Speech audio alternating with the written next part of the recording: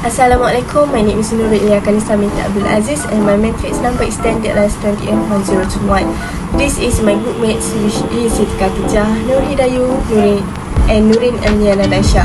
Now my group will present about the issue of humanitarian logistics. The first question of this presentation is describe about humanitarian logistic distribution.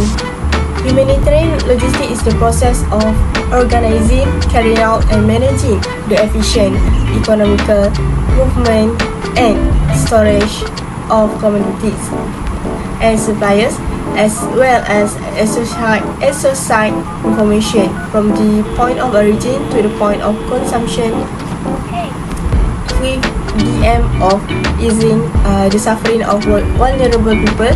Its purpose is to preserve life and make resources accessible in accordance with demands established by respecting the kind and effect level of the disaster, the service anticipated, and the safety and security circumstance considered adequate. For example, DHL has sent a disaster response team (DRT) to Indonesia in the aftermath of the terrible earthquake and tsunami that struck the island of Sulawesi in October 2018. Next, I will continue with the types of humanitarian logistics operationalized worldwide. My first point is DHL sends its disaster response team (DRT) to Indonesia. The DRT manage incoming aid for distribution to persons in need at regional airports, working closely with local workers and humanitarian organizations.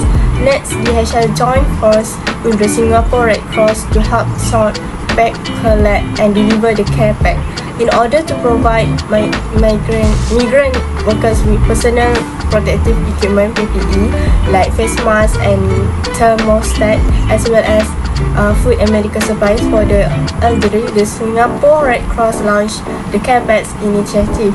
The other 3 points is an earthquake at the region north of Pakistan and India in 2005, and earthquake at the coastal areas of Tohoku, Honshu and southern Hokkaido, Japan in 2011, and Agility partners with Qatar Airways Cargo and UNHCR for medical donation.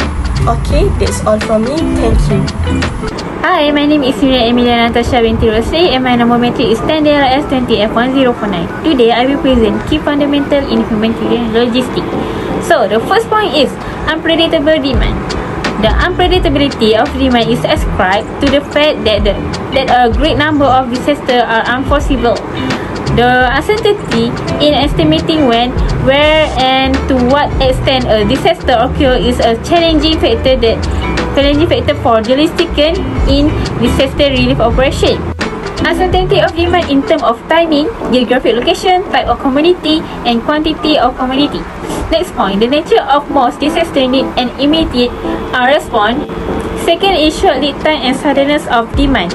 Suddenly occurring demand and therefore a generally short lead time for a large amount of a wide variety of products and services.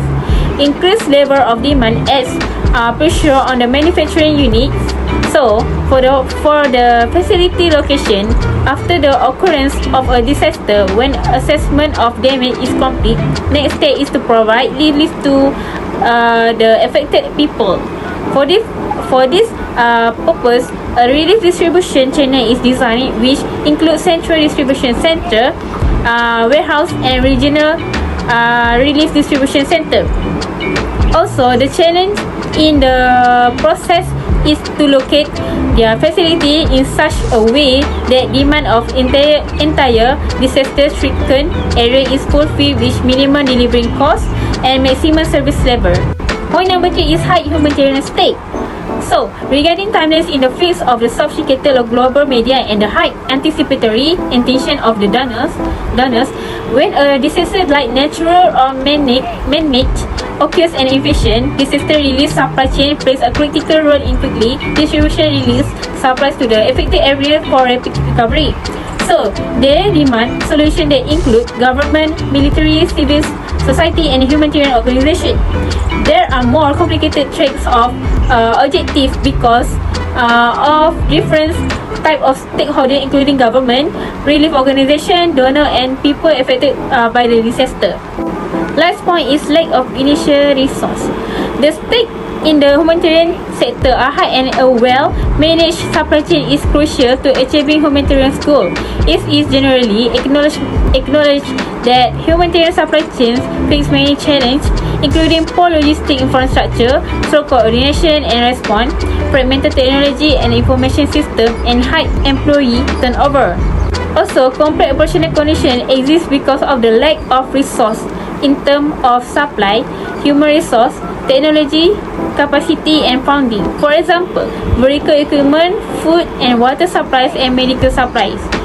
So, limited information and technology communication infrastructure, the shortage of advanced information communication system implies the impact of the situation. Assalamualaikum and greetings to all of you. My name is Nur Hidayah binti Husni and my metric number is 10DLS20F1020. Now I will present about humanitarian logistics can be operationalized efficiently and effectively when needed. Okay. For your information, humanitarian logistics can be operationalized efficiently and effectively when humanitarian logistics structure take over. Okay, have a three major stage of humanitarian logistics chain.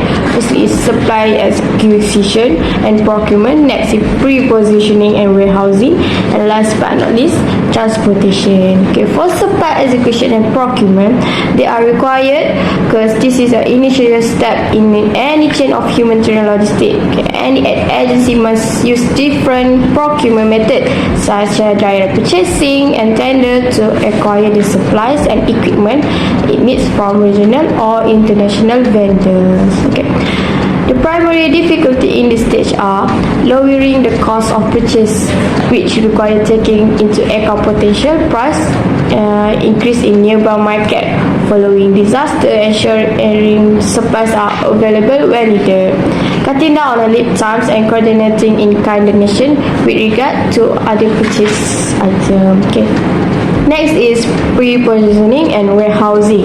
They are required to pre-position and store their things and equipment in appropriate location, taking into account the location of disaster-prone areas after purchasing the essential supplies for the pre-disaster and post-disaster periods. Okay. The high expenditure of setting up and running permanent warehouse, the expense of maintaining the inventory and potential item deterioration are challenge of this stage. Additionally, there is a significant chance that warehouse used for humanitarian logistics would be destroyed during disaster.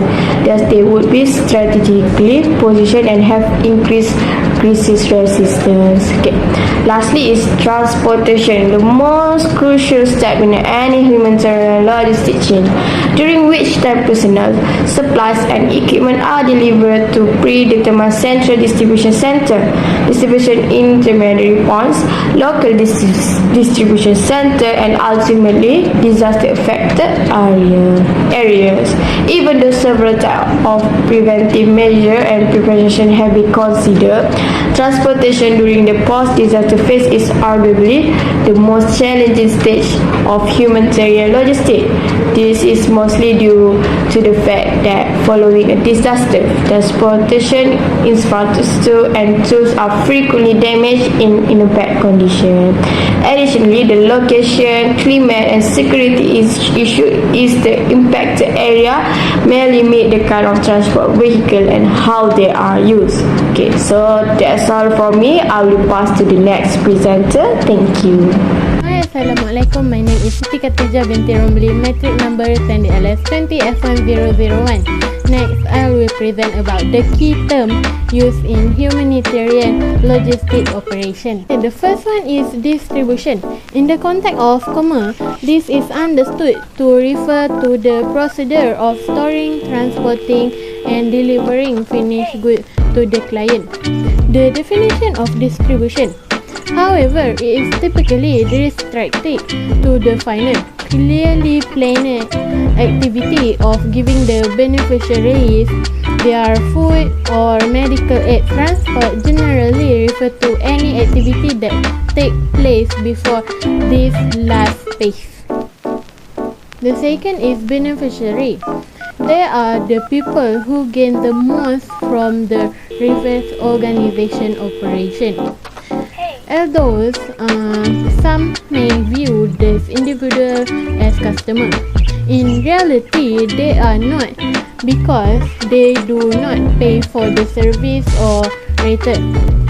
They are the business's main focus and directly benefit from it. But is it completely appropriate to treat them with the same level of decency, respect, and service that a paying customer will receive? And the third is donor. They are the individual or group, including government, who donate money to support the humanitarian effort. They could be seen as paying client of the aid organization even when other people who are called beneficiary gain from the action. The humanitarian supply chain begin with supplier and donor and end with recipient or people in need. In contrast to the commercial one, which only has two types of operation, supplying and distribution. In the humanitarian supply chain, money flow from donor and organization to supplier and recipient, while goods moving from supplier to distribution center and then ultimately recipient.